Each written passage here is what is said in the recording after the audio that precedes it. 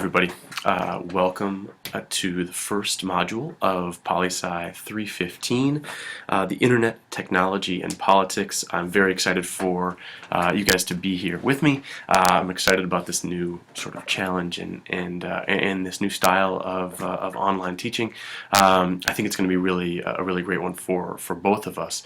I just want to go through a little bit about how this is going to work. Each of our modules is going to be broken down into a few smaller pieces. So we'll have mini lectures that I will record like this, where we'll go through a little bit of visuals, but generally trying to cover a lot of content. Those are generally going to be very short, nice bite-sized pieces that will include some previews of where we're going, but also a lot of the content that we can fill in.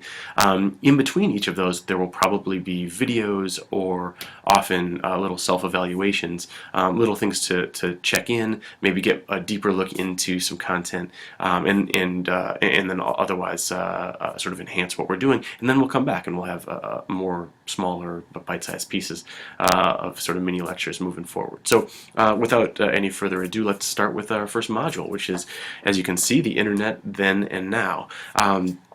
What I would like to do for each of these modules is to break down briefly what we will be discussing in the entire module at the beginning. So first, what the heck is the Internet to begin with?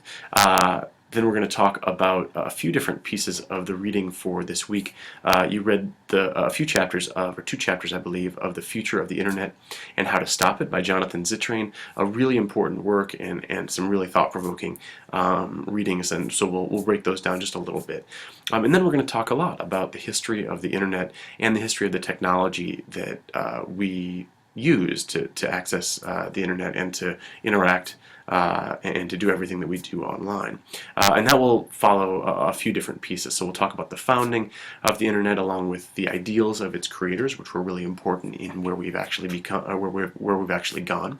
We'll talk about the emergence of the Internet as we know it today, and the Internet that exists today. And both of those will include both politics online as well as really what we do generally when we are going online and how that affects our lives, how that has developed over time.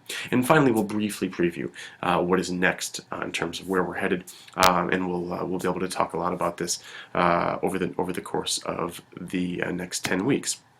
But first, we need to start with the very important question: what the heck is the Internet anyway? And as anyone who has spent any time actually thinking about this would probably agree, it's often very hard to understand and definitely hard to explain. It can be very technological, but also it just is something that different people have different conceptions of.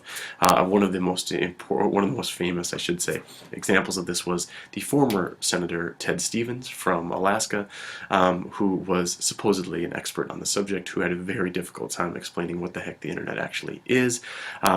We will we should probably hear from Mr. Ted Stevens